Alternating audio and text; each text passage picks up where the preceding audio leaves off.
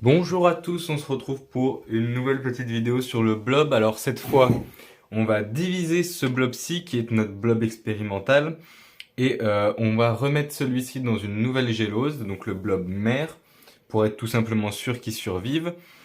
Ici, hop, j'ai préparé un petit peu de nourriture. On va se partir cette fois 100% sur du maïs. On va voir si il peut se nourrir uniquement de maïs puisque ce maïs-là a été attaqué.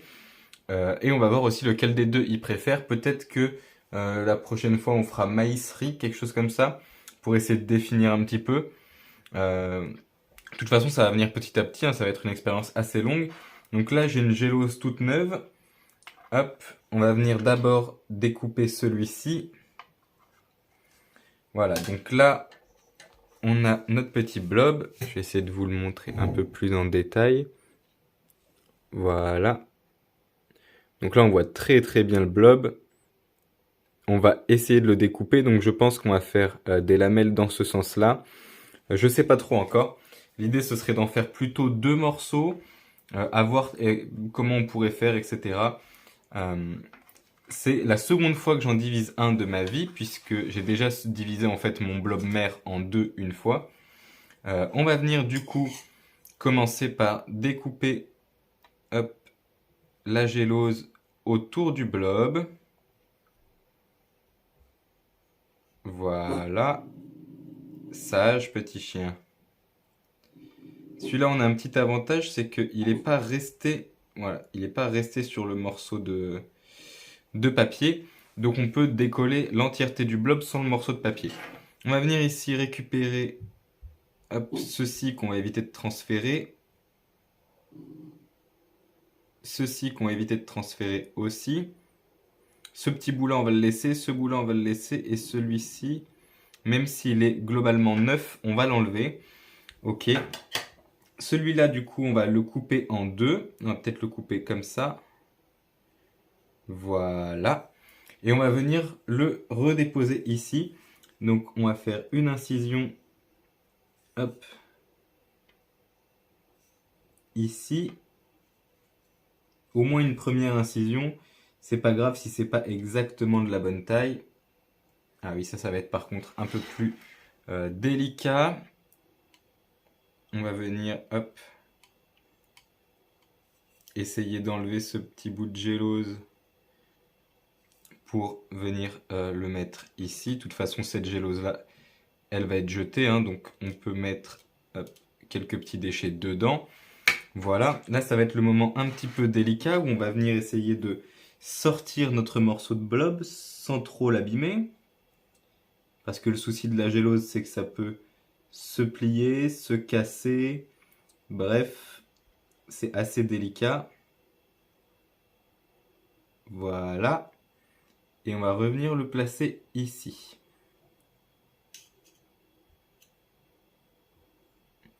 Écoutez, c'est pas parfait, j'aurais dû faire quelque chose de plus grand, mais je pense que il sera à même de survivre sans trop de difficultés.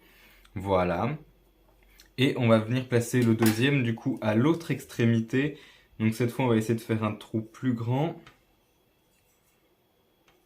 Hop, c'est assez difficile dans la gélose parce que concrètement on n'y voit rien. Voilà.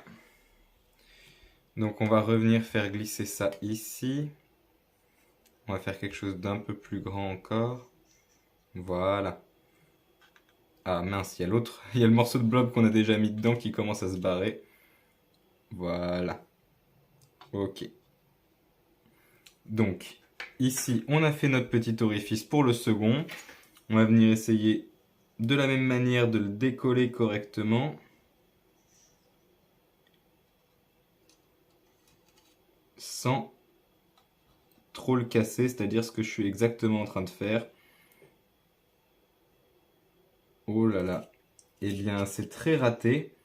J'espère que cette partie-là du blob s'en sortira et qu'on fera mieux la prochaine fois. C'est assez difficile, hein. Comme c'est très mou, c'est assez difficile à manipuler. Hop. Écoutez, pour la première fois que j'en mets deux dans le même, on verra ce que ça donne. Je suis globalement confiant, même si c'est pas très beau. Tiens d'ailleurs, hop, ici, il en reste un petit bout. On n'a qu'à le déposer là. Il sera en hauteur, mais c'est pas grave. On va du coup venir déposer notre nourriture. Donc ici, on va venir mettre globalement, hop, des plutôt gros maïs qui sont du coup les bicolores de chez Vilmorin. Je viens les enfoncer un petit peu pour pas que ça bouge. De toute façon, hop, le blob en laissera un, on a pu le constater. Il ne mange pas 100%. Voici du coup les petits maïs rouges transparents de Guadalajara qu'on peut voir aussi dans les essais vidéo. Voilà, tout simplement. On va le laisser un petit peu comme ça. On va juste lui mettre un ou deux flocons d'avoine proches. Qu'est-ce que j'ai fait des flocons d'avoine? Mince, ils sont là. Voilà, on va juste mettre un ou deux flocons d'avoine assez proches pour qu'ils puissent, disons, se nourrir en toute autonomie.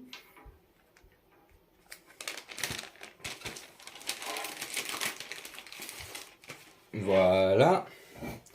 Et ensuite, on va voir ce que ça donne parce que du coup, le transfert a été assez frauduleux, je dirais. C'est pas le genre de choses que j'aime faire en termes de façon de travailler.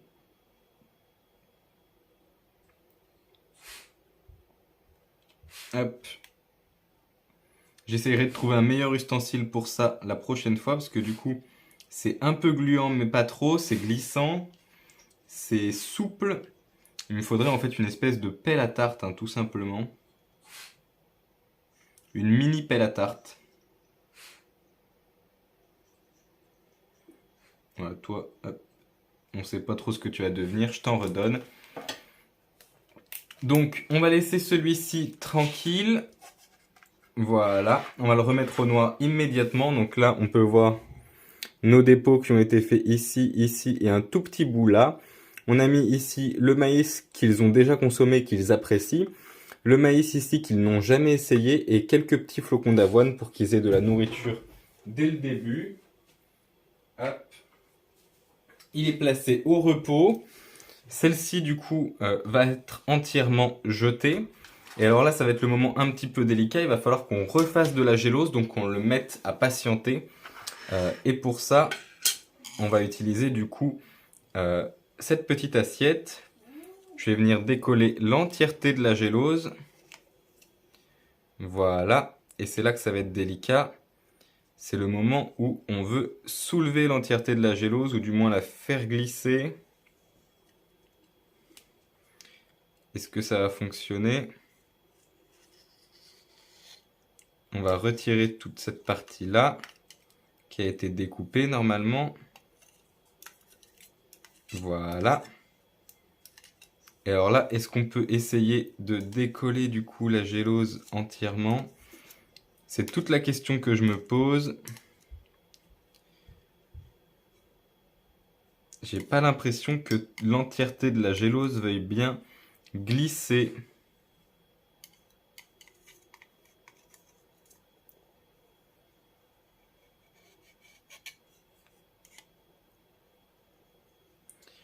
Non. Donc on va plutôt essayer de garder une demi-gélose. Voilà, tout ça on va le virer. On rappelle, c'est que de l'agar-agar et de l'eau, donc c'est rien de dangereux. C'est peut-être pas très ragoûtant, mais ça s'arrête là. Pourquoi est-ce qu'elle ne veut pas glisser, ma petite gélose?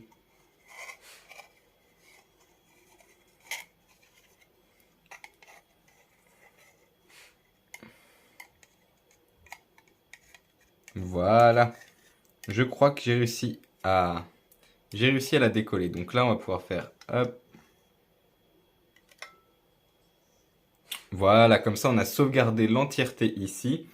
On va du coup venir hop, jeter ça et les désinfecter rapidement.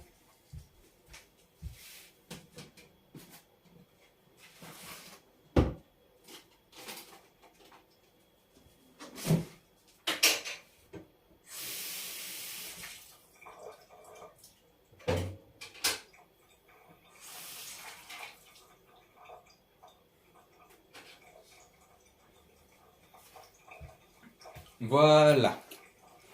En termes de quantité, hop, je pense que j'ai pas besoin de plus de 100 grammes, enfin plus de 100 millilitres.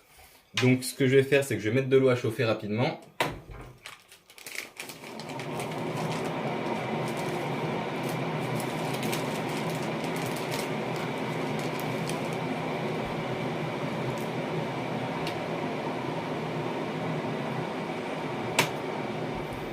C'est bien chaud, donc ça ira comme ça.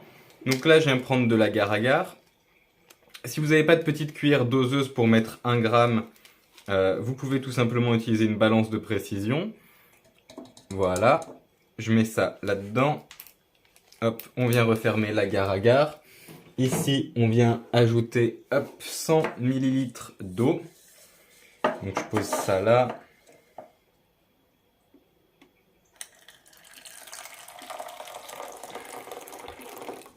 Voilà. Donc là, on a mis de l'eau bouillante, c'est ce qui est important pour dissoudre l'agar-agar.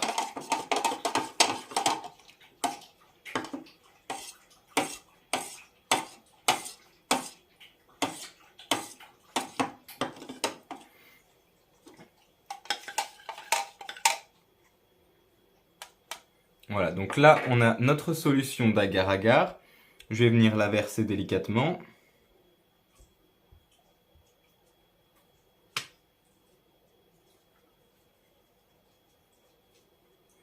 Comme ceci et dans celui-là aussi. Comme cela. Il m'en reste un tout petit peu que je vais jeter.